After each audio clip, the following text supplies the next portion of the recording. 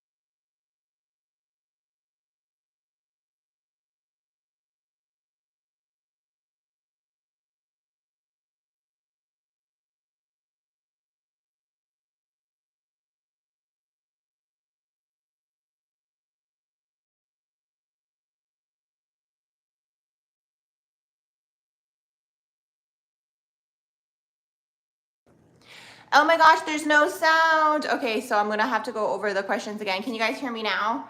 It was muted. Okay, so let me go over my whole spiel again. So I'm live on YouTube. If you guys want your own natal chart reading or progress natal chart reading, the information for all of that is going to be in the description box below. If you guys go on my website underneath the readings tab, you guys can click on which reading you like, and then an email window should pop up. If an email window does not pop up at the bottom of the page, there's going to be an email. Okay, you guys can send me an email directly and we'll go from there. Okay, great. You guys can hear me now. Yeah, I was muted. So I'm just going to go over the original questions one more time. So Sundog had said, what about Chiron conjunct midheaven in Scorpio? Chiron is in the 9th house and Pluto is in the 10th house of Sagittarius. So what happens when you have Chiron? Chiron is the wounded healer.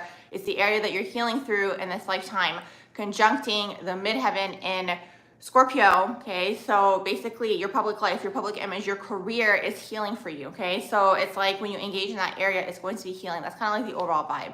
Chiron in the 9th house, the higher mind, the higher learning, maybe getting like an education. Let's say you're the first one in your family to get some form of, you know, education, schooling, academia, for example. That's going to be healing for you because it's in the 9th house. Or maybe you're the first one to kind of develop your own belief system. Maybe you're more spiritual, whereas your family was religious. Like all these things are going to be healing for you. And then because it's conjuncting the midheaven, it's like this is now part of your overall public life, your public image, your career. Okay, that's kind of like the overall idea. I hope that makes sense. Hey everyone, how you guys doing? What's new? I'm just answering questions. I'm going in the order, so feel free to comment below and then I will get to everyone's questions. Concern said, hey Concern, how are you doing? You said in your natal chart readings, you have the big 3 planets, etc. And then you said your Pisces rising and Scorpio 8th house stellium describe 2 different people. How do we know which of our many placements have the most powerful impact on who we are? So basically what I was saying when it was muted was like what I've noticed is just my own observation. I can't confirm this, I can't deny this, but what I have noticed is Scorpionic energy tends to overpower a chart. I always feel Scorpio in people. It's like, it depends like what version of Scorpio they are in, but it's like, it's just the nature of the energy. It goes through a lot. It goes through a lot of change. It goes through a lot of catharsis. So it's like Pisces is like unconditional love, airy, fairy. It's not like an air sign, but you know what I mean. It's in the higher vibrations. It's all like the nice stuff, like let's all get along and these types of things, whereas Scorpio is intense, you know? So a lot of the time you'll feel more of the Scorpionic energy, but it's like these are still both parts of your personality, if that makes sense. It's just like the Scorpionic energy, even like when I see like, let's say Gemini or if I see Libra, for example, like, and there's Scorpio in there, I'll always be pulled to the Scorpionic energy. Like, I'll always feel Scorpio in a person, especially if it's in the personal planets, like I just met them, like I will always feel it within them. And then if it's not in the personal planets, maybe they have it in their 12th house, maybe they have it in the first house, like the rising, like, I don't know, it's just a strong energy. Hey everyone, welcome. How you guys doing?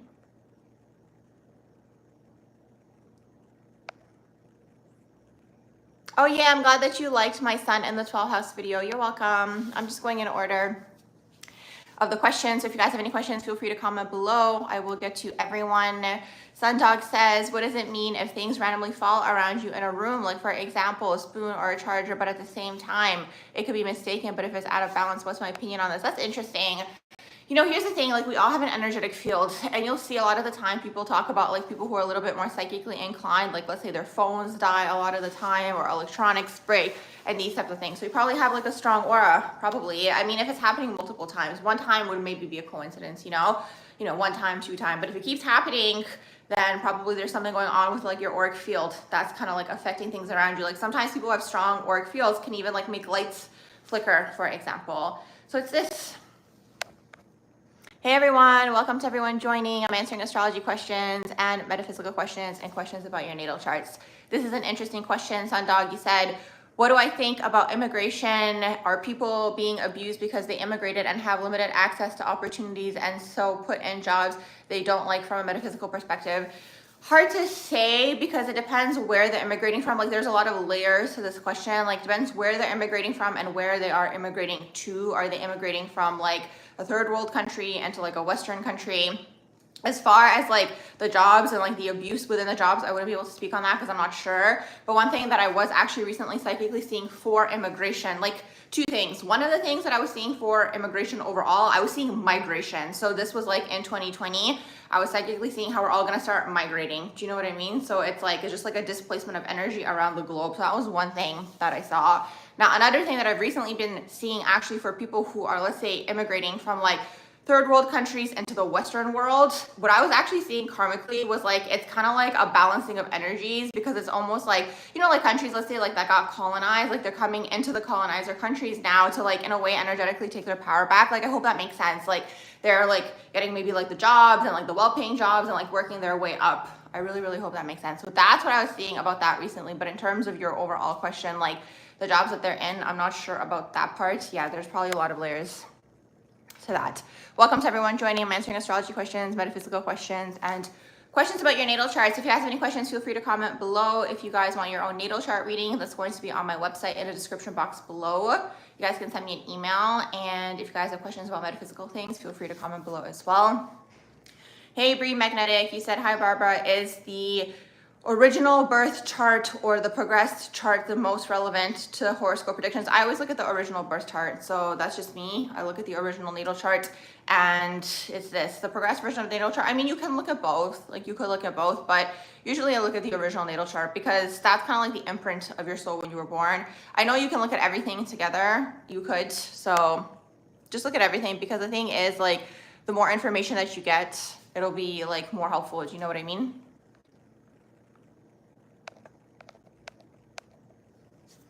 Healing Chiron in the 12th house. So for you, anything to do with, like, metaphysical things, the romance things, the, like, beautiful things in life, like music, anything to do with, like, being a psychic or a medium or connecting to the other side, or writing or poetry, like these types of things, film, like all of these things are going to be healing for you. So when you engage in that world, it'll be very healing for you. So, like, for example, okay, maybe you have psychic gifts and abilities that in a past life you weren't able to express. You come through in this lifetime with that gift already, and by you expressing it, it's healing on that soul level. I hope that makes sense. You're welcome. Yeah, I'm glad that you caught my live. Yeah, I came on a little bit earlier today, so hoping to catch some people that usually don't get in the live, so I'm glad that you were able to catch me. Marie says, your midheaven ruler is Venus in Leo in the 9th house. What careers come to mind? I saw, like, a teacher, or, like, talking about, like, metaphysical things with, like, the 9th house, maybe even, like, a motivational speaker, like something where you're on a stage and you're, like, teaching. That was the first thing that came to mind. Ways of money coming in for a person. That's very broad. Do you have any specific question in terms of, like, what's going on with your 2nd house, what's going on with your 10th house, these types of things? I'm curious to know. Earl says, your Pluto started the transit in your 5th house. Do I have any thoughts on this transit? Thanks so much for the likes, you guys. Yes, make sure you guys like the video. That's awesome. Thank you. So transit in your 5th house, so that's going to be children. It's going to be your love life, your dating life. It's going to be a little bit more intense. Probably you might be a little bit more possessive during this time. Like you might have shadows coming up during this time about yourself through dating and relationships, because it is going through your 5th house. It could also be anything to do with like fun, you know, like getting restricted in the area of fun because it's transiting your 5th house. So it could be this. It could be this. Also, if you have kids, maybe you're going to be going through like a huge transformational experience with your kids, like, or if you don't have kids or you don't want kids, maybe it's like your own inner child. Like maybe now you're kind of like getting in tune with that, and now you're going to be like sharing that and like bringing it out to the surface. Because the thing is, like whatever house you guys have Pluto in, and like whatever house is tracking, like you feel powerless in that area, and then you try to reclaim your power by controlling that area, and then eventually you neutralize somewhere in the middle. So the 5th house, fun, dating, love, relationships, children, inner child, and creativity. Thanks so much for the likes, you guys. If you guys have any questions, feel free to comment below. I'm going in order, so I'm answering metaphysical questions, astrological questions, questions about your natal chart. Anything you guys want to talk about, just comment below.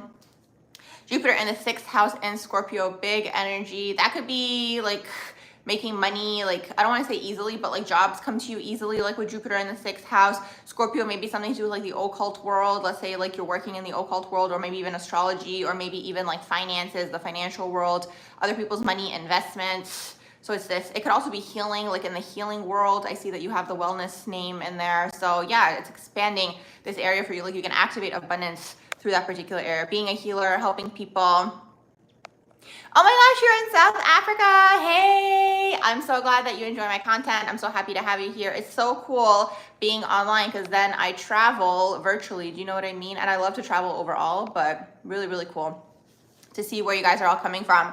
Okay, Lucy says, hey, hi, how are you? My opinion on Venus, Mars, Jupiter, and the 12th house squaring your midheaven in Taurus. You love my 12th house videos. Thank you. I'm glad that the 12th house videos resonate. If you guys are new here and you guys want to learn more about the 12th house, I have a 12th house playlist, okay? It's called Pisces/12th house. So I have a bunch of videos in there.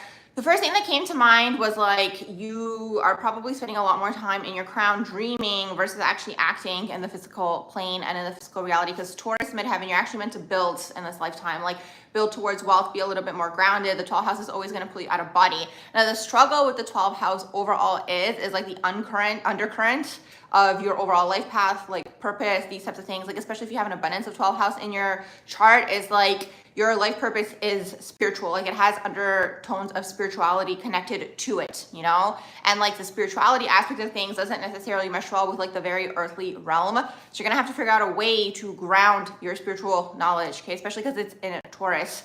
So it's like something that's a little bit more grounded. So what do I mean by this? Like, let's say you open up like a massage clinic, or like whatever they're called, like a center, massage center space.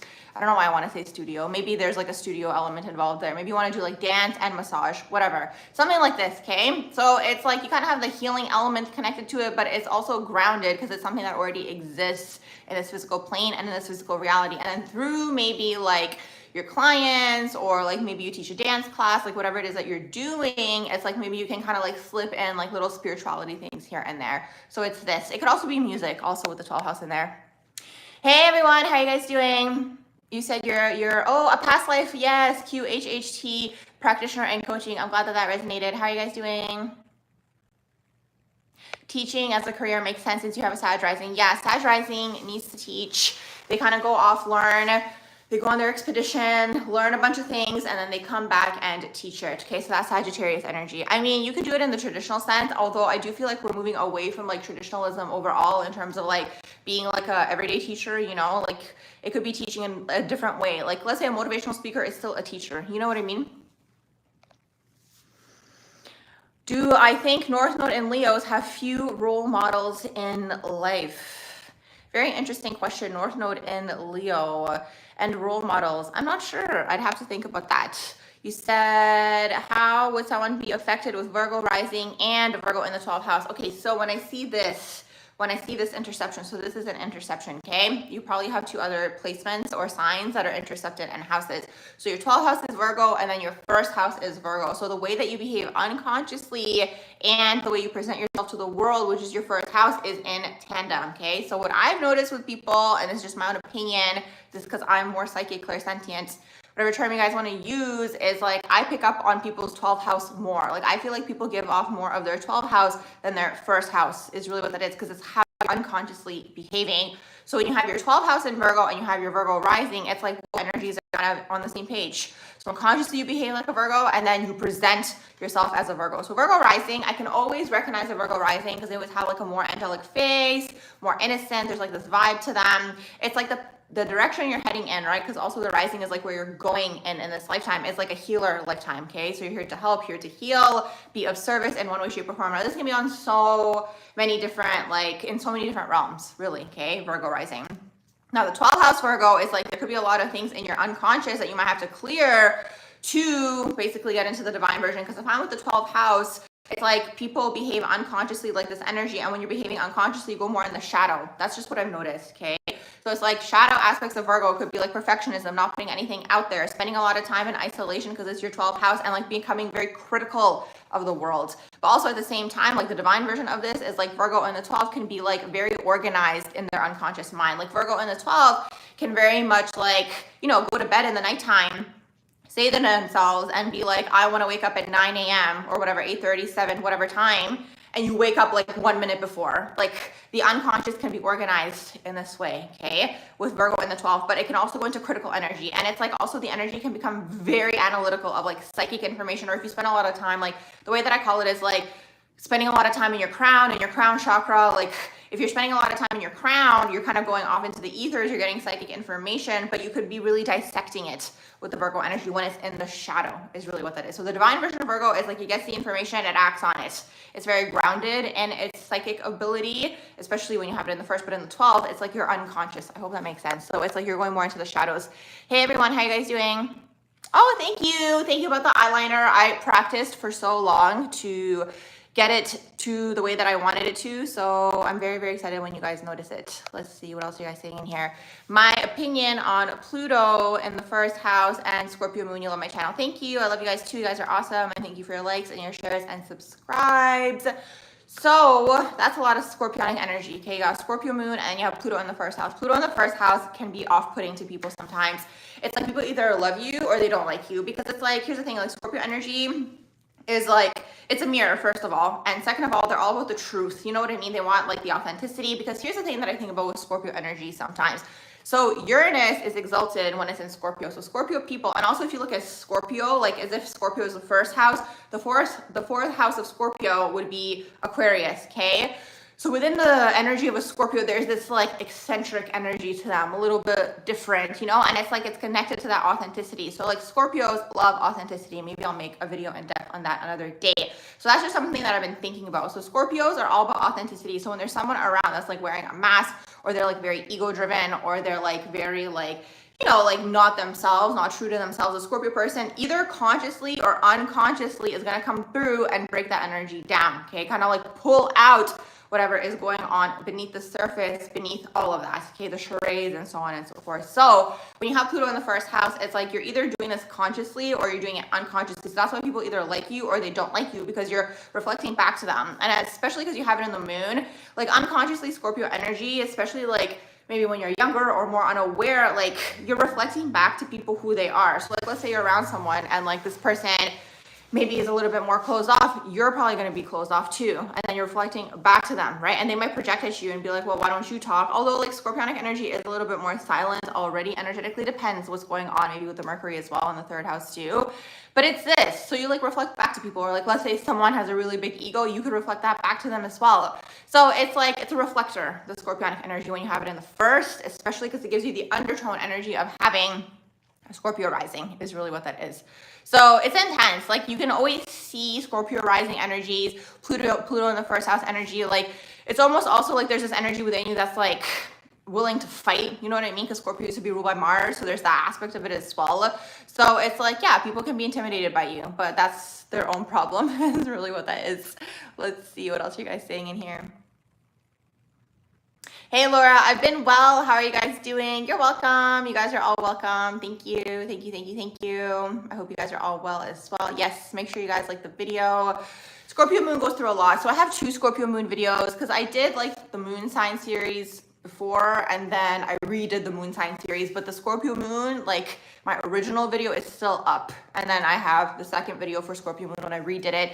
And there's just so much to say. Like there's so much to say about just everything is really what that is, okay? So when you have a Scorpio moon, okay, so there's so much going on here. Like there's a lot of turmoil, a lot of emotional turmoil. You're picking up on a lot of energies. You're merging to people, and then you're purging, merging and purging. You merge to people, and then you purge for them. So you're gonna have to learn yourself is really what that is, and your own emotional world and who you truly are deep down inside, so you can put an energetic block and not purge for other people and merge to them. I hope that makes sense because it can be a lot. Yeah, Scorpio, you guys are so funny. Scorpios are just wow. Yeah, I have a playlist for Scorpios too. So I have a special playlist for 12th house, and I have a special playlist for 12th house Pisces energy, and then I have a special playlist for Scorpio 8th house energy as well, okay? Keep in mind, you guys, like when you have the planet is what the energy is, the sign is how the energy is being expressed, and the house is the area of life that the energy is being expressed in, okay? So even though we talk about 8th house Scorpio, it isn't necessarily interchangeable, but it is still a similar energy. It's just how and where the energy is being expressed. I hope that makes sense. You're trying to understand your psychic gifts. Yes, I'm actually psychically picking up on there could be like an energetic, there could be just like an energetic like barrier. Something in a past life happened where it like got shut off, and like there could be a fear of accessing it. That just came through. Riley said, any thoughts on Chiron in the 10th house? Oh my gosh, there's so many of you guys asking about Chiron. Well, the other person had Chiron in the 9th house, but you have Chiron in the 10th house. So Chiron in the 10th house, you're healing through your public life and your public image. You have it in Sag. So Sagittarius is going to be the higher mind, the higher learning. So it's like Chiron, you guys can kind of look at it as like it's the wounded healer. So it's the area that you're healing through in this lifetime is really, really what that is with Chiron energy. So it's like, you know, when you act in that area, it's going to be a healing experience for you on like that soul level. So 10th house, anytime you're acting or engaging with the public, it's healing for you because maybe in a past life you weren't able to for whatever reason, okay? Sag is going to be having adventures, having fun, the higher mind, higher learning, schooling, education, certifications, like all these types of things. Learning by experience, belief systems, religions, philosophies. Sag people are always kind of like, why am I here? You know, that's the question for them. What is my purpose? What is the meaning of life? Like that's always their like deep existential questions from like birth. Hey, you're welcome. Oh my gosh, love from France. Hey, oh my gosh, you guys are awesome. Are you guys able to hear me? Let me know. I'm just going back up. Hey, how are you guys doing?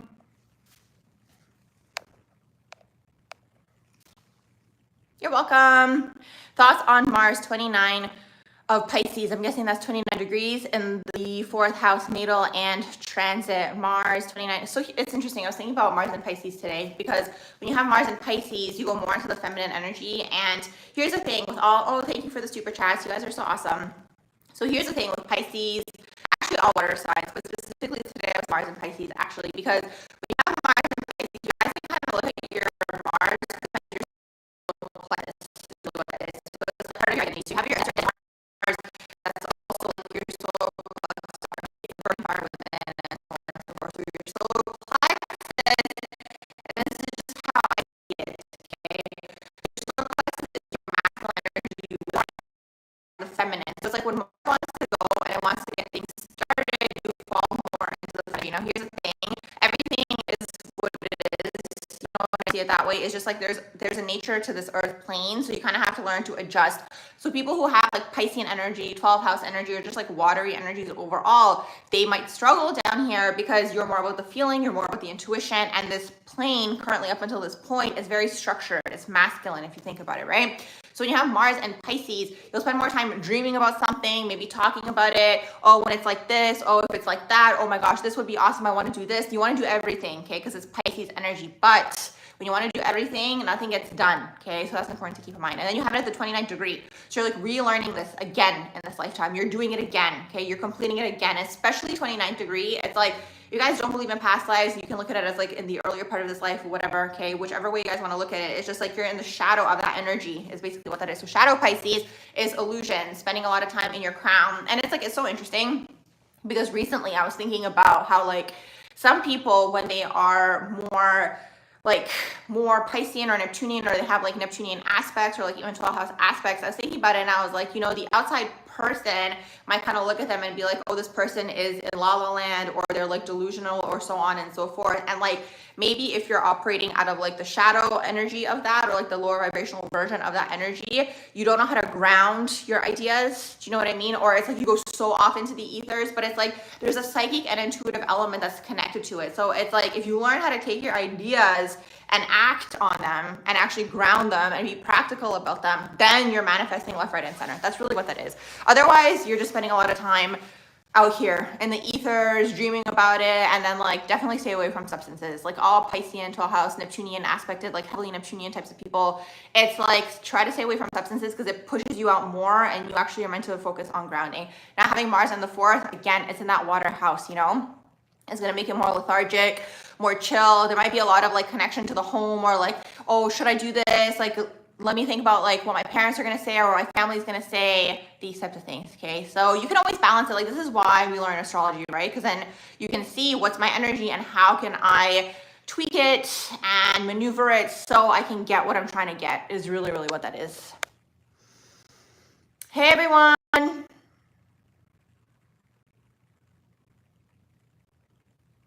Give me just 1 second.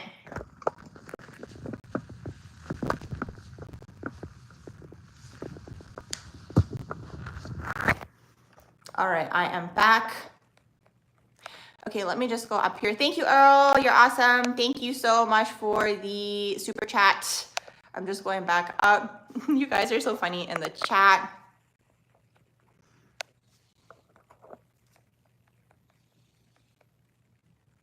You're welcome. You said Saturn in the 3rd for question above. I don't see your question above. Oh, actually I do. You said thoughts on Moon square Saturn and Mars opposite Saturn. That is a lot of what like came through, is a lot of karma with like authority and parents and parental figures. Maybe there's something that you want to be doing, but they're like energetically like hindering you. So what do I mean by this? Well, maybe it's like you want to do something and then again, it's like, oh, I shouldn't do it because, you know, this parent might say this. Or like if it's not the parents, then it's like the teachers, the managers, like people who are in authoritative positions above you. So it's karma with authority is really, really what that is. When you have like Saturn aspects taking place, Moon square Saturn, like that could be like tension between the mother and father when you were growing up, and then in turn within yourself. What I've noticed sometimes, like maybe it's gonna apply more so to people who have like Uranus aspects or even like Aquarius people, but it's like sometimes like, you know, these energies might have like the internal, like, what's the word? Like the internal push to rebel. Do you know what I mean? Especially because it's Saturn. So you might have this like energy where it's like you want to do something, but at the same time, it's like if it's expected of you, you might be rebelling against it because energetically you're rebelling against your parents. So you'll have to learn how to work with that energy.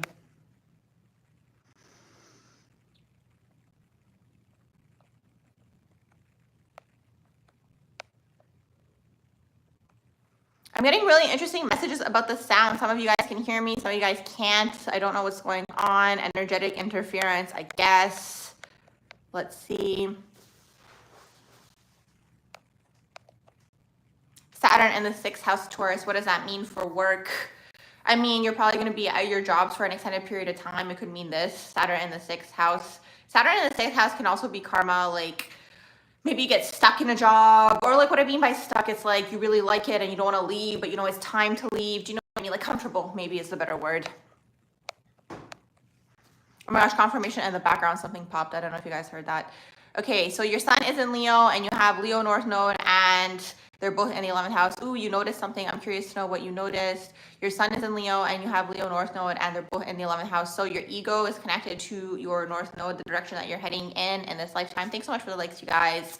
And it's in the 11th house. It's interesting. When I meet sun in the 11th house people, like they give like an Aquarian undertone energy. Like there's an Aquarian vibe to them. So your overall life purpose is like North Node Leo, being on a stage and then sharing ideas. So like maybe sharing something to do with like, let's say you make an invention or you make a startup or you make something to do with tech, like all these types of things. So that's your overall life path, okay? Your purpose, where you're heading in this lifetime, okay? Your sun in Leo, like you need to be seen. You need to be on that stage. So you can't be like doing something where you're like hidden in a corner. Do you know what I mean? Like let's say you're working at a job and it's like accounting and you're like typing all day and like you're at a desk hiding. You could do it if you're doing the Leo stuff on the side. Do you know what I mean? Like if there's kind of like this balance going on, but you need to be seen. Like Leo needs to be seen. And the thing is for Leo energy, like if they're not seen, then they go into like the dramatics of things. Like they go, because like for them, it's like all publicity is good publicity. Like that's the vibe. So you need to be seen basically. And that's part of your overall life purpose.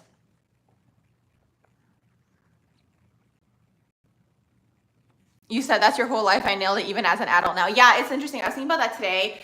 Actually, like in terms of like, I was thinking about it more so in terms of like Aquarian Uranus aspects, but it came through when I was talking about it like for your particular placement. But I was thinking about how like sometimes, you know, especially if you're like Uranus aspected or like Aquarian aspected, like within yourself, there's the rebel and like the need for individuality. So it's like, let's say even you say to like a friend and you're like, I want to do this. And now that you've said it to that person, there's still this part of you that like wants to now rebel against that person. I don't know. It's really, really interesting, but it's like, yeah, when you have this energy within you, you'll have to figure out a way to work with it so you're not like rebelling, because you can also rebel against yourself. Like there's that aspect of it as well. Like let's say today, you're like, oh, I'm going to do this. And because you kind of set that for yourself, like there's like this rebellion energy within you where it's like, no, I'm not going to do it. And then you don't do it. I don't know. It's really interesting. It's kind of like what's the word? Like paradox almost. Let's see. What else are you guys saying in here? I'm going back up. Gemini in the 12th. Okay, so I have a video, you guys, under my miscellaneous playlist where I talk about how do you unconsciously behave based on your 12th house. Maybe I'm going to share that on my community tab later this week, okay? So when you have any sign in the 12th house, you unconsciously behave like that sign. So there could be like parts of your personality that are unconscious in this, like unconsciously behaving in this direction. So what do I mean by this? When you have Gemini, and also when it's unconscious, it's usually the shadow. Just what I've noticed, okay? So you go into like the dark aspects of that sign, and like we all have the light side, dark side. You just want to integrate that within yourself is really, really what that is. So when you have 12th house Gemini, you unconsciously behave like a Gemini. So unconsciously you could be flaky, for example, okay? Or unconsciously, you can make a lot of promises. Like you can kind of like overpromise things. Oh, I'm going to go to your birthday today, and then I'm going to go to this other thing in the evening, and this and this and this. And like you end up not going to have those things. Okay. That's kind of like Gemini in the shadow. Or you start a lot of projects, you don't finish them. Gemini in the shadow. Okay. Or it's like you start this thing and then you forget about it. This is more interesting. And then you're there and then you're everywhere. Okay. So that's that Gemini energy in the shadow. So it's like you want to integrate those shadow aspects of yourself within yourself. Because usually when we have a shadow energy within us, it's usually like kind of like exuding out of us. I hope that makes sense. Like it's more prominent within our energy field because we're not aware of it is really, really what that is. And usually when there isn't the awareness, you go more into the shadow. I don't know why. It's just like the way that it is from what I've noticed.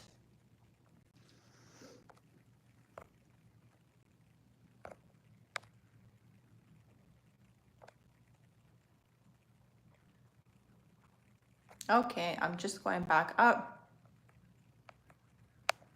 How did I develop my spiritual gift? Like my psychic gifts and abilities? Is that your question? Because here's the thing. I have a few videos on my YouTube channel, which is here, which are all about developing your psychic gifts and abilities. So I think I have three. I have a few. Like let's go through my metaphysical playlist because I have a few different ones. I also have one where I talk about like following your soul's path. So it's like they're not all labeled, you know, how to get in tune with your psychic gifts and abilities, but it's like, here's the thing, in terms of me, and I think I have a video on this as well about how I got into astrology. So in terms of me and my own like psychic world and just like journey, it's like honestly, like for me, it's like bless my grandma, because ever since I was a kid, I don't know if she like picked up on it, because I'm pretty sure travels, like when you have like a psychic gift, it travels within the family. So she was already psychic, my grandma for sure.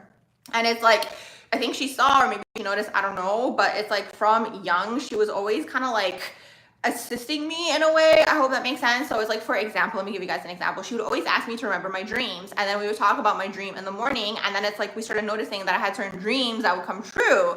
So it's things like this, and like together we like to do different things. Like for example, like in my culture, like just for fun, I think she was doing this for fun, but she was actually always accurate. So like again, from a young age, I started to believe in this world even more. Like we kind of have like a divination thing called like looking at Turkish coffee. So you drink the coffee, you turn it around, and then you like look inside the cup, right? So I think when she would like take care of us when we were kids, she could just kind of did that for fun. Do you know what I mean? Kind of like something to kill the time, but like she was always on point. And like other things that she would do, like some things I think she just like made up. For example, like she did this other thing where like when we were at the park in the sand, like she would get me to draw a heart and then I would draw things around the heart and she would like analyze that. So regardless, she was very, very psychic herself. And then it just kind of like was like hand in hand, you know what I mean? We spent a lot of time together. So I was already open to the world. So I never had fear around this kind of stuff. And it was like us together, like we would always do like certain types of things. Like we would go to like certain types of psychics and all these types of things. So it's like, I don't know how to explain it. It's like a chicken or the egg. It's like it was there, but then like the circumstances opened it up as well. So it's like I already knew that I was very, very intuitive. And then I just had the natural interest in the psychic world. And I always noticed like from a young age, so like I would also like go with my friends to like psychics from like age 18.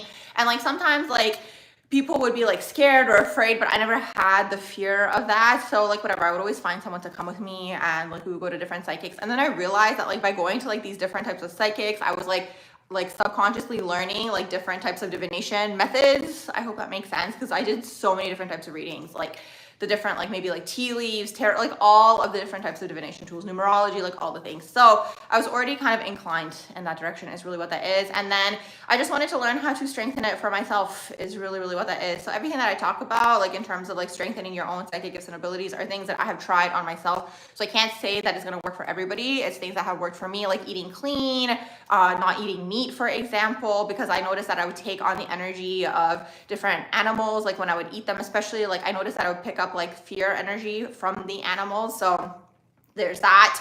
And then other things like exercise, raising your vibration, clearing, healing. Like, I don't know, it was just kind of like its own path. And it's like the more that you start to believe it, it's like a muscle. You start to strengthen it and is really, really what that is. So it's this, it's really, really this. And if you guys want to learn more, I have that video where I go a little bit more in depth about how I got into astrology. You said we should create a group of 12 house sun. Yes, too many incredible people. Yes, I've thought about that. I just didn't know where people are these days. Like I thought about making a Facebook group, but I'm like, do people even use Facebook anymore?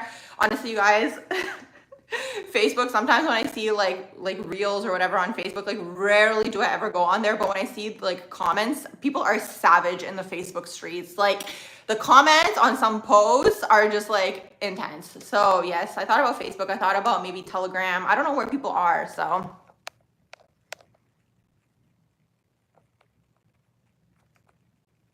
okay, I'm just going back up. You said rebel without a cause. Yes. Metaphysical question. Do I have any knowledge or experience with Kundalini awakening? Your Kundalini awakened and it has put you through some major growth. Yeah. So here's the thing. This is the way that I see it. This might not be how other people explain it, but Kundalini is your sexual energy. So your sexual energy is located at the base of your spine. So most people who are engaging, and you can look at it as your sacral chakra, okay? I have a video on the sacral chakra because I also have a playlist called Exploring the Chakras if you guys want to learn more about that, okay? So if you look at it as the sacral chakra, a lot of people's sexual energy is either dormant or being sprinkled all over the place, okay? Because sexual energy, like the sacral chakra is one of the most wounded chakras on this earth plane. I talk about that in the videos as well. Like when I go through the chakras, I talk about, at the time I talked about the 3 most wounded chakras. I also feel like the heart chakra is pretty wounded as well. And then the upper chakras are your spiritual chakras. So it's like, you want to push the energy up is really, really what that is. Like, that's really, really what it is. Like you want to get the energy to go out of your lower chakras into your higher chakras so you can get in tune with like the spiritual and metaphysical realm. So it's like, if you're sprinkling your sexual energy all over the place and you're mixing and interchanging with a lot of people, your energy is getting blurred is really, really what that is. Because then you don't know what your energy is and what somebody else's energy is. If you've done that already up until this point, it's fine. Like it just is what it is. It's just like, you're going to have to take time to detach from all the energies to figure out what your own energy is. And sometimes sexual energy, like the way that I see it is like, sometimes that exchange is needed. Do you know what I mean? Between people, because it's like sometimes someone has something in their energetic field that is lacking in yours and vice versa. And then you guys exchange energies and then it's like you've exchanged the energy, you know what I mean? So it's like, there's so much to say about sexual energy. I've thought about making a video. It's just like, I have so much to say. I don't know what I can say on here. I thought once about making a Patreon. It's just like, I was like, at that time, I was like, I don't know. Like I wouldn't be consistent on there. So anyways, that's pending. So I'll tell you guys what I tell you here on the lives. but it's this. So it's like most people are trapped, okay, in their lower chakras, right? So the sacral chakra is like your pleasure. So it's like some people are going after short-term gratification, and it's like it doesn't just have to be sexual, it could just be in life. Like the addictions are down here as well. Like you can have like a food addiction, for example, a sugar addiction, shopping addiction. Like that's all your sacral chakra is really what that is. And it's also connected to your emotions, and it's also connected to your vulnerability as well, okay? So it's like usually when you go through Kundalini awakening, it's like the energy is starting to move, right? So it's like you want it to go up. And it's interesting because also you'll see sometimes when you engage in just like sexual activity with people as well, it's like certain things might come to the surface for you because it's like the sexual chakra, like the sacral chakra is being energetically open. So anything that's like chilling at the bottom of like the energetic system is like it's coming to the surface and it's being cleared. Do you know what I mean? So it's this. So it's like you just want to learn how to push the energy up is really, really what that is. Because then you're going to basically like become a master manifestor. Like this is how you become a master manifestor, and you expand your aura and your energy outwards. Like when I look at an aura expanding, I look at it as expanding outwards. Because also I look at your sexual energy and your sacral chakra as like your feminine energy as well. Okay. And that's just my own opinion. So I can't confirm or deny that. That's just how I see it. So it's like everyone has feminine, masculine energy within them, right?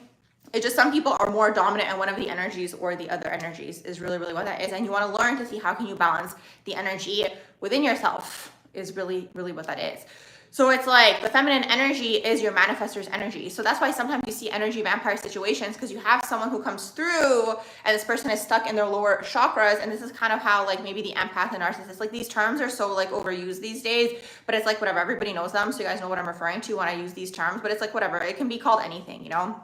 Apple and banana relationships, but regardless, it's like someone comes through who is in their lower chakras and they're wounding and so on and so forth, and like they feel powerless in a way, so they latch onto the person who's more in their spiritual chakras, and then they start to siphon the energy off of the person who is in the higher chakras. So like back in the day when we had like, let's say couples, right, and people having unions, it was because of this, right? Someone was more in the masculine, someone was more in the feminine, and if you look at it as the chakra system, like someone's more in the lower three, someone's more in the upper three, the people come together and then you balance, and then you're operating out of the heart space.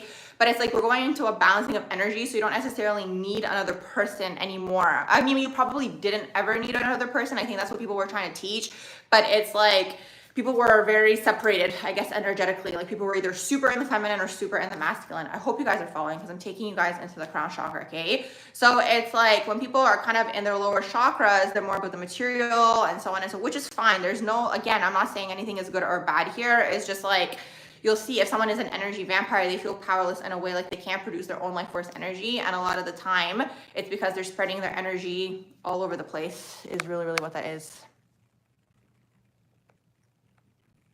You guys are awesome in the chats.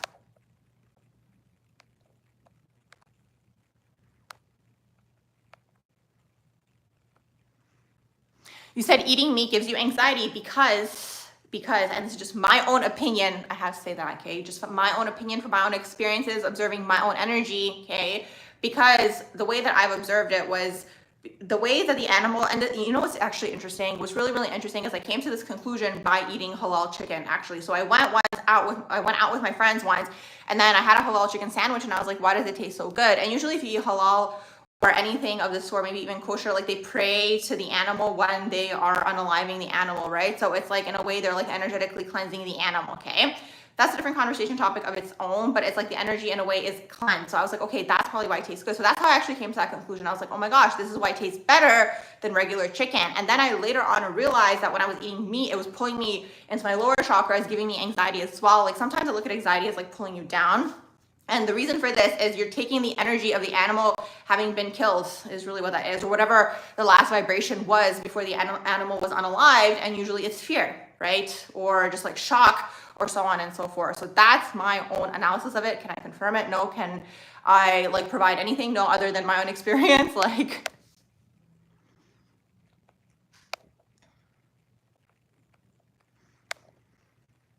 okay, I'm going back up to where I was. I went down, I went up, I bounced all around, but now I'm gonna go back up to where I was way before. Aries sun and Saturn in Leo in the natal chart. You never had Aries sun and Saturn in Leo in the natal chart. You never had kids or marriage / engaged. Does Saturn affect these things? And what is the position of this placement? Sag rising and Virgo moon. So Saturn in Leo Yes. So Saturn and Leo, or if you have Saturn in the fifth house, it can affect this because it's like you guys can look at it as like your inner child, right? So you get restricted in this area when you're young. So sometimes when people get restricted in their inner child, this is why sometimes like Saturn and Leo has karma with children. Sometimes they have it when they're younger, or sometimes if they do have kids, it'll be after the age of 35. Like that's like the best case scenario for that energy, because it's like later you mature and like you'll actually enjoy the time with the kids. But sometimes what happens with people, like their inner child gets wounded, which in a way I guess you can say is everyone in one way, shape, or form, right? But Saturn and Leo gets restricted in terms of their inner child, their expression, their creativity, and so on and so forth. So it's like either you heal that within yourself, like you're healing your own inner child, or sometimes you're healing it through having a child of your own. I hope that makes sense. Were you asking about astrocartography? I don't do it for other people. I've looked at it for myself. Another thing you guys can look at also is like synastry as well. Like in terms of like the actual city and like the birth of the city that you're looking to move to and your chart. You can look at that as well. My opinion on North Node in a 10th house in Aries. So you're meant to learn about yourself in this lifetime. You might have tendencies of becoming codependent and falling on other people. That's the South Node in Libra, but you're actually meant to focus on the self in this lifetime. And 10th house is public life and public image and so on and so forth. Another thing that I noticed is like sometimes people fear their greatness, or they fear actually achieving that goal in life. So just something to keep in mind. You said you have Scorpio moon in the 12th house. Yeah, that is intense because that's karma with the mother as well. You're welcome.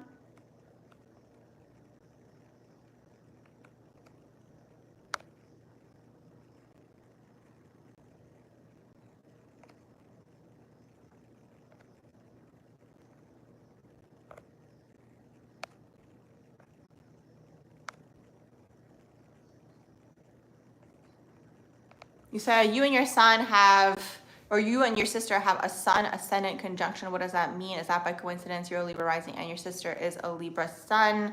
You'll see that within families. Like you'll see that there is a theme or a pattern. It just like, it makes sense. It's a comfortable energy, especially if it's within the big three. Like you guys get along, the energy is familiar. Maybe there's karma within the family line as well. You guys can look at as well. Okay, your life purpose / career. The way that I look at it is you can look at your North Node, you can look at you have to look at everything together, okay? So that's the thing for life purpose or career. It's like, and also you can have your life purpose not be your career. I know it's kind of counterintuitive, especially in the West, because the West wants to capitalize and monetize off of everything, but it's like you can be doing one thing for money and you can still be playing out your life purpose. Like let's say your life purpose is to like, you know, meet certain people at your jobs, for example, right? And it's like through your jobs or through your work, you're kind of helping these people on their path in one way, shape, or form. Like let's say you help people like maybe get a job in whatever realm that they're interested in. Like it could be this, you know what I mean? So it doesn't have to be at the same time.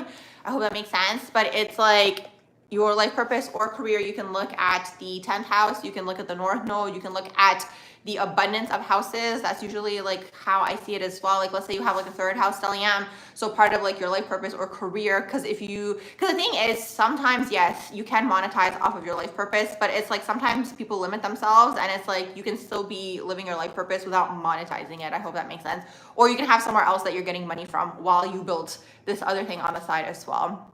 So let's say you have a bunch of 3rd house energy. It's going to deal with speaking, communication, the written or the spoken word. Maybe like siblings are going to help you in this lifetime, or like your friends, or even like your, let's say like your cousins, like these types of individuals, like connections. Hey, Janos, how are you doing? I'm well. I hope you're well as well. Oh, thank you, Terry. That is such a nice comment. Yes. Okay, so interesting. Yeah, so I remember when I was in middle school, I don't know, it's just like so interesting to see, because it's like, it's almost like I learned about manifestation at like a really young age. I have so many stories about like certain things here and there, but I'm not going to get into all of them. So I remember in middle school, like thinking to myself, and I was like, oh, like I want to be confident. And it just kind of happened over time. Like, yeah, it really happened over time. Like, I feel like you develop and build confidence, like in my opinion, like the more that you accomplish goals, you kind of set things out, you conquer your fears, you put yourself out there. And I think everybody can do that. It's really, really what that is. Like if there's something that you're fearing and, you know, you put yourself in a situation to do that exact thing, I think you can overcome it. You know what I mean? So it's like, it's interesting because I was just thinking about this earlier today. In general, I've thought about this in the past, but today I was actually thinking about it and I was like, okay, like if I were to like advise people in terms of like, you know, things that would help them in their life's journey, like to learn, things to learn would probably be like emotional intelligence, communication. I would also advise people to like work at least 1 year in customer service, because then like you're out there communicating with people, chatting with people, learning sales is always like a beneficial thing and just like a nice way to just like learn, like it's a nice skill, I guess is the term that I'm looking for. And finances, okay? So those are the things that I would advise everyone to look into, okay? Emotional intelligence, learning how to communicate, finances, financial literacy, and also working like with people at some point, because even if you're someone who's socially anxious, like I believe that you can overcome that. And I think it's just a mindset that I've always had. Like I believe that you can overcome anything, and I actually do genuinely believe that you can do anything, like if you sit down and like set your mind to that thing. Do you know what I mean? Like let's say you want to be a doctor, like if you really wanted to do that, do you know what I mean? You could sit down and like learn everything that you need to learn and like train yourself and so on and so forth. Because I remember another thing that I was thinking about too was like I had a friend back in the day, and my friend was like learning psychology in university, and I remember like everyone had to take like a statistics course, and I was just thinking about this recently, and I was like, how did they end up doing the statistics course? Because everyone already has a preconceived notion that like math is hard. So I'm trying to remember, and I was like, okay, like did they have a tutor? Like what did they do? But still, like they ended up doing well in the statistics course. So it's like it's all about like it's mind over matter, I guess.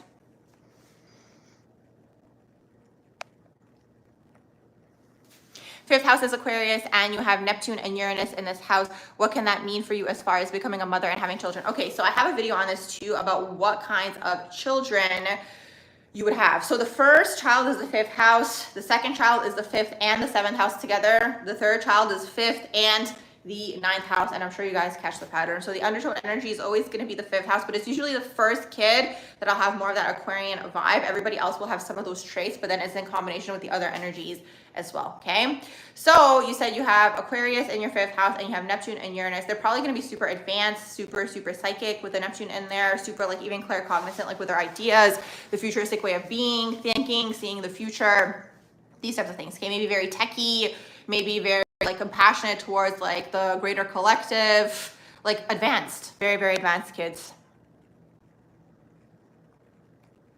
Oh my gosh, so interesting. So many things that I think about during the day, you guys end up mentioning in the chat. So Yano says, what are my thoughts on numerology? You keep seeing the numbers 363 and 59. Not sure where to find more info on this. So there's different types of numerology. Like there is gematria, and then there's numerology. And then there's another type too that I learned back in the day. So here's the thing, and then there's also like angel numbers. Like sometimes, here's the thing, like after a while, the angel numbers I noticed start to kind of mean the same thing. So it's like your discernment, like up to your discernment to see like what resonates for you in that message. Like what you could do if you're seeing the same number all the time is you could type that into Google and type in angel number meaning. You could do that. But also if you want to actually look at like the gematria aspect of it, you can look at gematria. And here's the thing, like in terms of gematria, I am like very like surface level, like very preliminary, right? So you can look at what does 3 mean? What does 6 mean? Okay, what does like having 2 3s in there mean? What does 3 plus 6 plus 3 mean? Do you know what I mean? And like look at all the combinations. And then also in gematria, you have certain words that align with certain numbers as well. So yes, here's the thing, in terms of numerology and astrology, the foundation of this plane is numerology and astrology. It is, okay? It's math and numbers. It's really what it is. So it's like, if you're seeing it a lot, there's probably some sort of message for you there. You're just gonna have to see like which avenue is gonna provide you with the information that you're looking for, basically. I'm just going back up.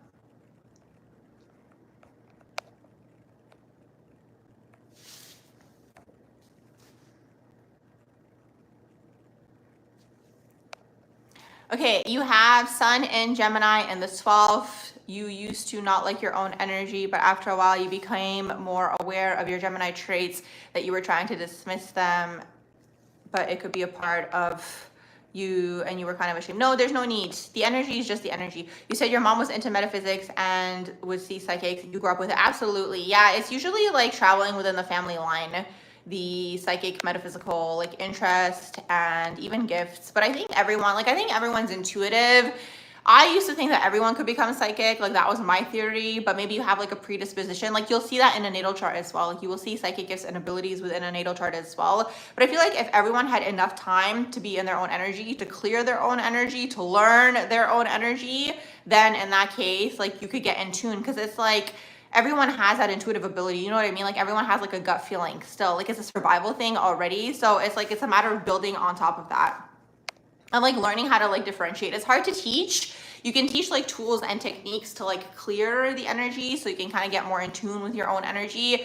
But it's like everyone, you can kind of look at the body as an instrument is really what it is. Like different people are gonna like receive information differently, right? Like some people are more visual, some people are more like auditory, right? Some people are very sensitive to smell or like taste. It's usually based on your senses. Some people are like thinkers and they're thinking like, oh, why is it like this? Why is it like that? Boom, the information comes through. Some people are going to be more clairvoyant, for example, because they're more visual. So it's like, it depends on you as a person, but I do think that everyone could develop it to a certain degree. Now there are different types of psychic people, and also there's different levels of psychics as well to serve different levels of consciousness as well, is really what that is. So for example, when I myself was maybe in like a different type of consciousness, like a lower consciousness, like those psychics maybe wouldn't resonate with me today. You know what I mean? Because it's like they were serving the consciousness that I was at during that time. So it's like you have different types of people that are on this earth helping guide other types of people, like based on like the level of consciousness. I hope that makes sense. Because sometimes like I hear some things that people are saying and I'm just like, how did you go into that direction? Like I always like to look at people's train of thought, and sometimes people are very biased. That's another thing too with psychic work. You can't be biased. You know what I mean? Like you can't have a specific, like you can't be projecting like your own beliefs into a situation or your own, like, you know what I mean? So if you're extreme in terms of like your beliefs, or it's like, this is, you know, the only person that's good and that person is bad, like it's gonna blur it for you as well. Like, it's gonna like not allow you to be a clear channel. I hope that makes sense. Leo stellium in the first house, how would I recommend exploring it? So you need to be on a stage, you need to be seen, creativity, and starting something like a business or like being a leader, being a manager. You need to be in that type of role, okay, without Leo stellium in there. You need to be on a stage is really what that is. Or maybe you're gonna be interested in acting, for example, or doing like an improv class, or being an MC, for example, and then eventually maybe starting your own thing, or maybe it's painting, like something where you're being seen creatively. But the thing is, for Leo energy, you have to be seen, okay? And it's in your first house. So it has to be you, okay? It has to be you physically in it, okay? It can't be something where it's like you're hiding. You know, you'll see this with like Leo Scorpio combinations, or sometimes like Leo in the 8th, or even Scorpio in the 5th. Like these people sometimes want to hide, but it's like they have the desire to be seen, but it's like Leo has to be seen. You have to be seen, okay? I'm glad that made sense. Yeah, I'm glad that my videos are resonating. Good. How do I feel about Chiron in the 8th house in Aquarius? You know, it's about being scared from social groups. Absolutely, but you also heal from that as well. So earlier what I was saying too, in terms of like developing your confidence and belief in yourself, if there's something that like scares you, I don't know, obviously everyone has the free will to do what they want, but it's like my thing always was like, if there was a fear in a certain area, I would try to break out of that fear. Because the thing is, you only have fear of something if you haven't done it enough. You know what I mean? So it's like, or it's your first time doing that thing, like you're nervous, kind of like your first day on the job, or the first time you're ever interviewing, you know what I mean? But the more that you do it, you become a pro at it because you've done it so many times. So that's another way that you can kind of break out of that, is really what that is, because it's in your Chiron, like it's the healing aspect, right? Like engaging in that area is going to be healing for you on a soul level, is really what that is. You're welcome. I'm just going back up.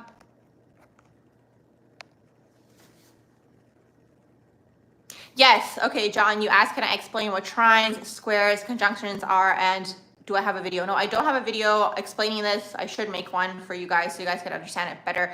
So trine is when it's in the same element, okay? So like, let's say you have Scorpio and Cancer. That's going to be a trine, okay? A square is 90 degrees. Now the thing is, for it to actually be a trine, for it to actually be a square, you have to look at the degrees, okay? And usually these days on any of the websites, it's going to tell you if you're having a square, if you're having a conjunction, if you're having a trine, okay? Because sometimes you can have something called like an out of side conjunction. Like let's say you have Venus in Virgo, but it's very close in terms of degrees to, let's say, your sun in Libra. It could be conjunct, okay? So it doesn't have to be in the same sign. Now I know some astrologers look at just the same sign and they look at that as the same conjunction, okay, or as a conjunction if it's only in the same sign. So that's what a conjunction is. A conjunction is when it's basically in the same sign. So like let's say, or like I mentioned, it could be an out of sign conjunction. You have to look at the degrees to see how close it is in proximity, right? So like let's say you have Moon in Leo and then you have Jupiter in Leo and it's very close, okay, in terms of degrees. That's a conjunction. And also, like I mentioned, could be an out of sign conjunction as well if it is close still. Okay, so some astrologers look at it that way, some look at just like the same sign. Okay, that's a conjunction if it's in the same sign, or out of sign conjunction if it's close in terms of degrees. Okay, square, so squaring aspects are usually like, squaring aspects are going to be, let's say, like Scorpio. Okay, Scorpio. Okay, so Scorpio and Taurus are going to be opposing. Okay, but if you have Scorpio and Leo, that is a square if it's 90 degrees apart. And then if you have Scorpio and Aquarius, that's also going to be a square. Okay, if it's 90 degrees apart. Okay. So that's kind of like the idea. And then same thing, if you're looking at like the cardinal signs, Aries and Libra are going to be oppositional energy. If you're looking at Aries and it's 90, like you have, let's say, a placement. So like, let's say you have your sun in Aries, and then let's say you have your Mars in Capricorn, and it's enough degrees apart for it to be a square. Okay, it's creating that angle in the chart. So that would be a square. Or if you have Aries sun, or let's say you have Mars in Cancer, okay, that would be a square as well. And you also have it with the mutable energies as well. So like, let's say you have Gemini and Sag, that's going to be oppositional energy. So to Gemini, you have, let's say, Pisces. Let's say it's like Gemini moon, and then you have Pisces Neptune, and it's creating that degree, a 90-degree angle. It's a square, okay? Or Gemini moon, and then let's say your Neptune is in Virgo. That could also be a square if it's creating that 90-degree angle. So it's a little hard to explain without visuals, but that is like the overall idea, okay?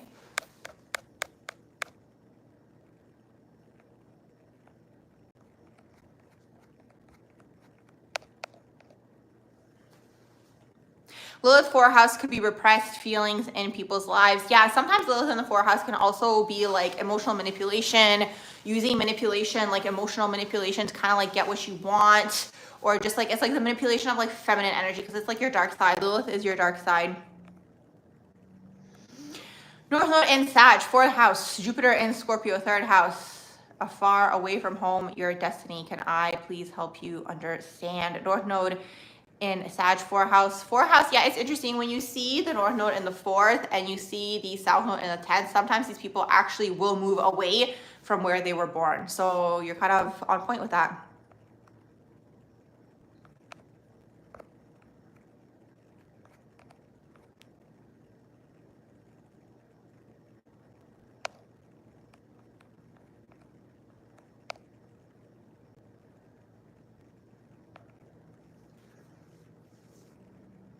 Curious about Pisces rising, moon in Taurus, sun in Sagittarius, and Mercury, Mars, Venus in Capricorn. How can you manifest effectively? You have Pisces rising, moon in Taurus, sun in Sag, Mercury, Mars, and Venus in Capricorn. Okay, so the Capricorn energy is grounding you. The Pisces rising and the sun in Sag could be kind of getting you to be a little bit more mutable and like all over the place. It's just like about having your eyes on the prize, especially with the Capricorn energy in there, just like focusing on that thing. I'm seeing earlier a lot of you guys were mentioning the sound. I'm really curious to know what was going on. I'm gonna re-listen later and see if it's in the replay. I'm just going through the earlier questions here.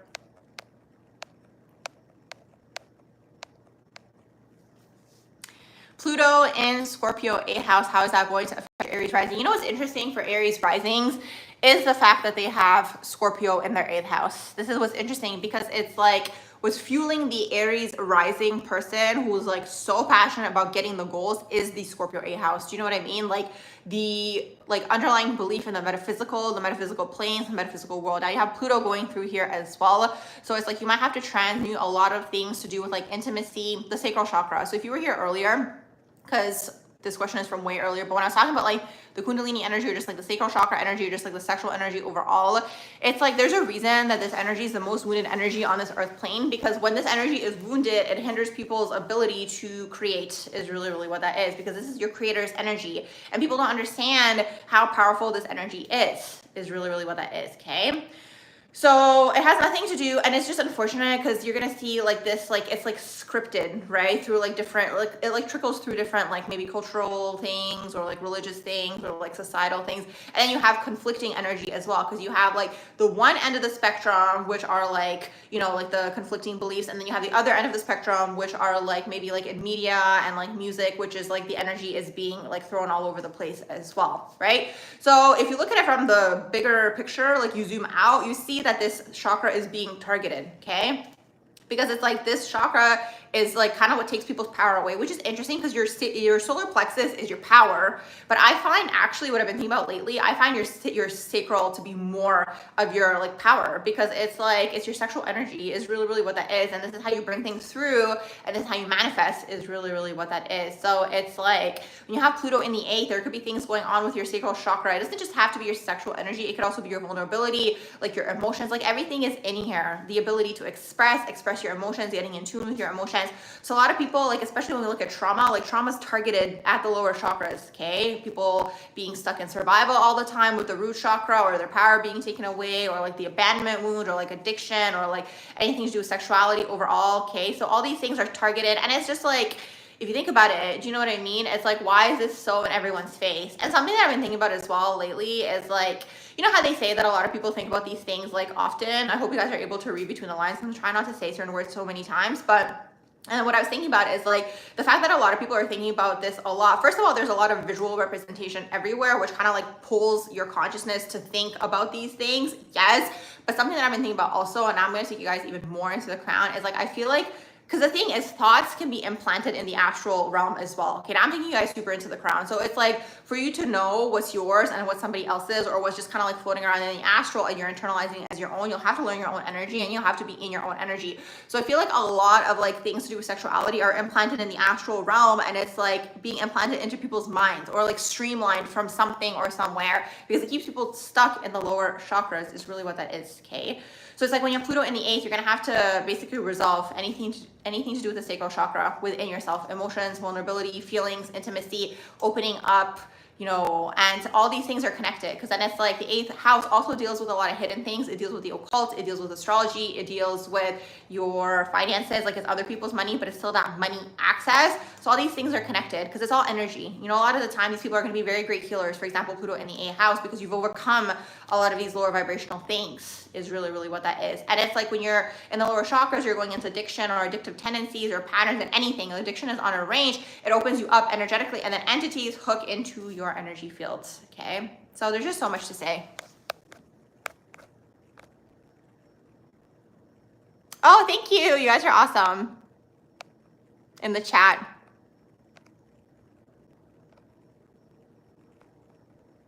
Hey, Kutsuro, how are you doing?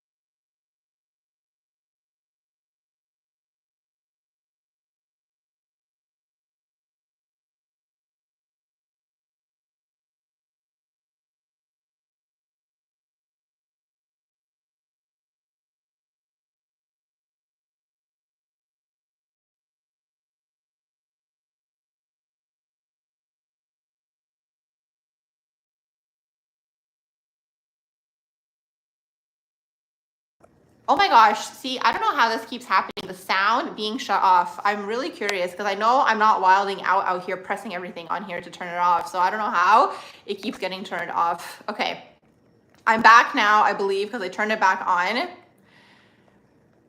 let's see. Okay, so what I was saying to this individual, hold on, let me look at your question. Where did it go? Okay, so you were asking about Vedic or Western and your Scorpio lover, and to look at the compatibility and all that stuff. What I was saying was it's hard to say which chart to look at, because I look at the charts, like I do tropical Placidus because that's what resonates with my chart the most. Now I have looked at my chart in tropical Placidus and Vedic as well to see what's going on, because also in Vedic you also have whole signs as well, and same thing in tropical Placidus. So there's a lot of different systems to look at. So it's hard to say which one to look at, because you're gonna have to see what resonates with your chart the most. Now, after you've decided which one of the systems you wanna look at, well, in that case, then you can look to see what's within that system that you can learn more about your lover, okay? So if you're looking at tropical Placidus, then you can look at synastry, for example, or you can look at the composite charts as well. If you're looking at Vedic, I know they have their own system. Like Vedic charts were used back in the day for arranged marriages, okay? The sidereal charts as well. So they have a lot of focus on spouses and marriage and so on and so forth. So maybe you want to look at that. So it depends. It depends kind of like what are you trying to do? Because I do believe that the information is accessible to us for a reason. Maybe you want to look at both, for example, and see what resonates in both charts. Yeah, I'm glad that you guys can hear me now. I don't know how that keeps happening. Okay, I'm going back up.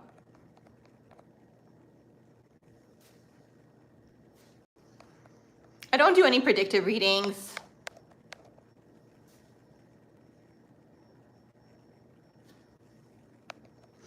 Progress Sun, Taurus, moving from 3rd to 4th house. You're going to be more focused on the home during that time.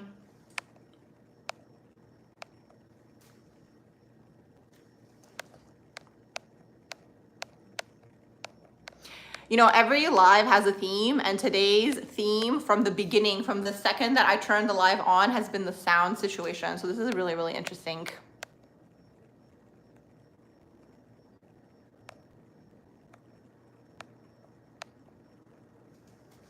Saturn in Pisces and also in the 12th house. So you're going through your Saturn return. That's a lot of unconscious, subconscious things. Also a lot of like authoritative figures, including the father. Could be like past life enemies coming through as those people in this lifetime. So you might feel suppressed by authoritative figures, like managers, teachers in this lifetime that you're kind of meant to break through, okay, with that Saturn in the 12th house. Also, Saturn in the 12th is the sign of a writer. And another thing that's coming through to tell you is that you like there's something that you do where it's like you give your power away to people in positions of authority, but you're not meant to be doing that in this lifetime. I hope that makes sense. Like reclaiming and calling your power back to yourself. You can work with people absolutely like a team, but there's something where it's like you're giving your power away to these people as if like maybe you think they're going to help you get to where you want to go, or maybe you think they know better than you. But at the end of the day, no one knows better than anyone. Like it's really all within ourselves, and then kind of like aligning with other people that are maybe on that same frequency to work together more so.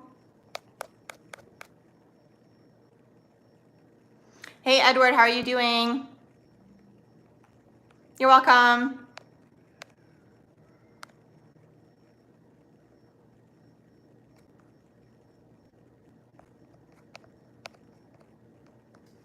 Venus in Gemini, and you wrote Venus in Gemini, Venus in Jupiter. If you're still in the room, maybe rewrite your question.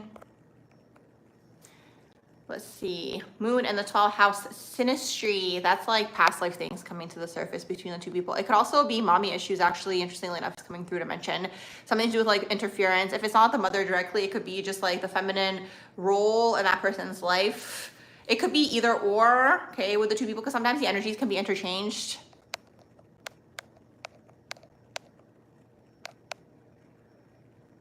You said you haven't been able to eat meat. Yeah, you'll sense it within yourself. And also I think there's like a lot of energetic tampering, just my own opinion, okay? There's a lot of energetic tampering. I'm not even gonna take you guys into the crown because some things, I'm just gonna send you guys telepathic vibes of what else I think is mixed in with the meat. And not just that, even some veggie meats, like even veggie burgers, like I don't trust them if they're not made out of like black bean or like something natural, like those fake ones, like with a fake pea protein and all that stuff. Like I don't trust any of those things. Like I am convinced that they're mixed in with other things. I'm sending you guys the telepathy, so maybe you guys can catch my drift because I can't say it on here, but yeah, so there's that part of it too, and that's just my own opinion. You're going through a Pluto square, Neptune square, you lost your job months ago, you can't find a work in your field. you know, the universe is telling you to stop trying to do the old thing. Yes, that was what I just thought of. And you said this wishy-washy Neptunian energy has you feeling unsure about anything, feeling stuck in the mud. Any suggestions on how to work through this hard astral energy and find some abundance? Actually, what came through is to not place your stability on external things. I think that's something like, maybe there's something where it's like you've always kind of placed the comfort on like, or like a stability on external things like outside of you. I feel like when you build that within yourself and you're no longer depending on things outside of you, that you'll then actually like magnetize things. Because it's like there's something here going on with the energy where it's like there's a lot of like instability or like insecurity within the life. Like it kind of throws you into this like energetic loop. And that's also Neptunian, because it's like also Neptune then pulls you into the crown, which is a whole different conversation. But it's like, yeah, something to do with like not placing your stability on external factors, which is going to be really, really challenging, especially if it's been like your whole life that you've been like this. But that's what came through. So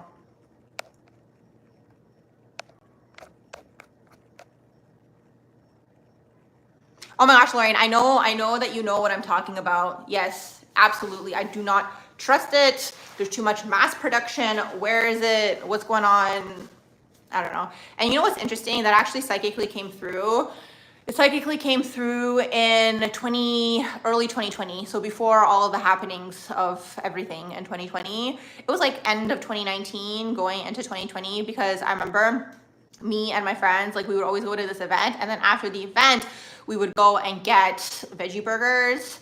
And like, it wasn't like the natural veggie burgers, like it was like the fake ones. I'm trying not to say the company name, but maybe you guys are gonna know which one I'm talking about. Like the ones that are not made from like, you know, like black bean or like chickpea or lentil or whatever. It's like the artificial ones. And I remember thinking to myself, and I was like, these taste really, really good. And we would always go.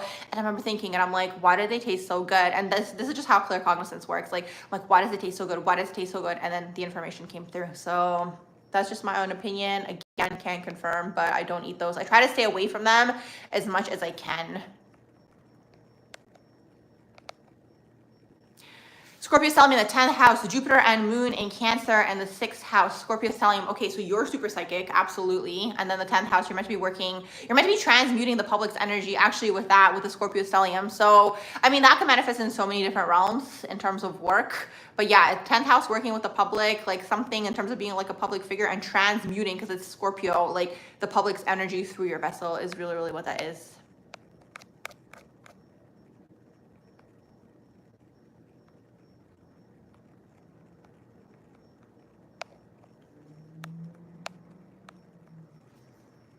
Yeah, so interesting. You said you don't know why it just doesn't go down. Sometimes only chicken. So when I was slowly stopping to eat meat, it was a very gradual process for me. I did not go cold turkey, but chicken was actually one of the last things that I was still eating, which is interesting that you say that as well. So yeah, I think I stopped eating like pork, and then I stopped eating beef, and then eventually I stopped eating chicken. Like that was one of the final things. And then I stopped eating eggs as well. And I was pretty lenient in the beginning about having like meat products mixed in. So if it was like a chicken broth, but there was no chicken pieces, but like the soup still tasted like it, I didn't mind. But eventually like I cut all of that out as well. So it's interesting that you mentioned the chicken. Oh, and then fish. Yeah, I barely ate that to begin with, like anything to do with like fish and seafood. But yeah, that was in there as well. But chicken was kind of like the final thing that I gave up. Oh my gosh, thank you so much, Creator Inspired. Thank you, thank you, thank you. You're so kind.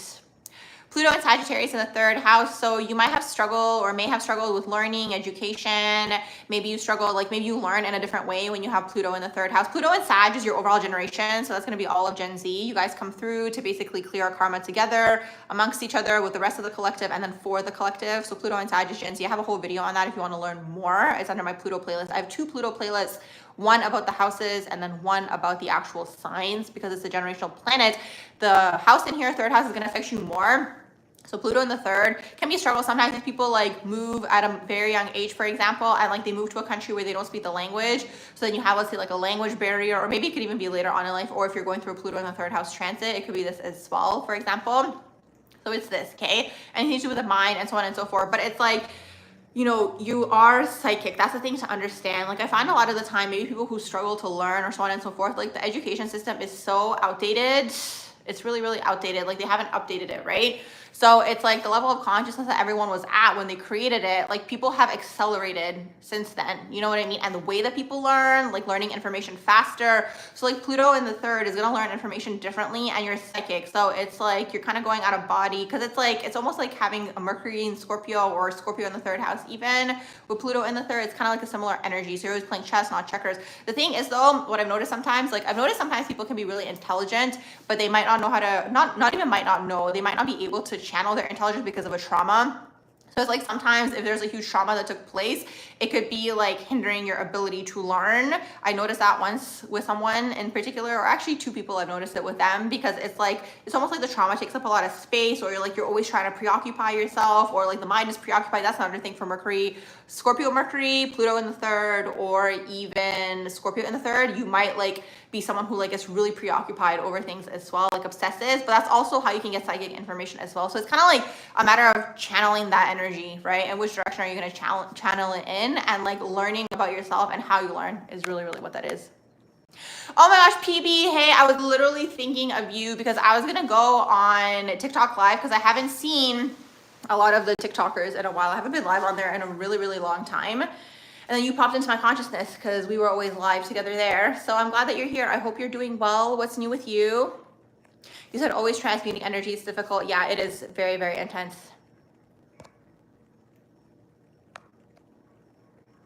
Hey, Courtney, how are you guys doing? Mercury conjunct Pluto in the 11th house in Sagittarius. That's intense, because you may have gone through intensity as a child when you were growing up with Mars conjunct Pluto, but at the same time, you're gonna have this like intense fire within and drive, okay? So that's kind of like the endless energy. So sometimes these people, this is another thing too with sexual energy, okay? This is another theme of the live today. Another thing too with sexual energy, sometimes when someone has a lot of sexual energy, you have a lot of manifestor's energy, but if you don't know where to channel it, like if you don't channel it for creation and creating something for yourself, you might be against sprinkling it all over the place, or just like looking for people, right? All the time. So Mars conjunct Pluto can have, let's say, a high sex drive, for example, right? But it's like sometimes having a high sex drive doesn't necessarily mean this. Do you know what I mean? Sometimes it's like your creator's energy, like you came through with a lot of creative potential to create. You have a lot of sexual energy. I hope that makes sense. But also Mars conjunct Pluto can go into violence. So that's another thing with sexual energy. Oh my gosh, there's just so much to say. Another thing with sexual energy too, with like the sacral chakra, because it's again like at the bottom of like the chakras, if the energy doesn't have an outlet, and if it doesn't have a positive outlet, it goes inward and it turns into aggression, okay? And it turns into anger, and it can turn into violence. So Mars conjunct Pluto can also be violent. So you're gonna have to look for an outlet for this energy, either something creative, creating something for yourself, or even going to the gym. I hope that makes sense.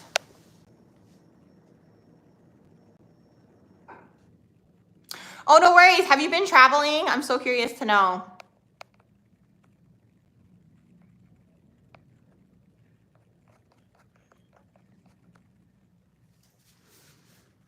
What do I think of someone who has a Scorpio rising, Pluto first house, and Mars, Mercury, and Jupiter in the 12th house, also moon in Cancer? Oh my gosh, I had someone with similar energy to you earlier in this live as well.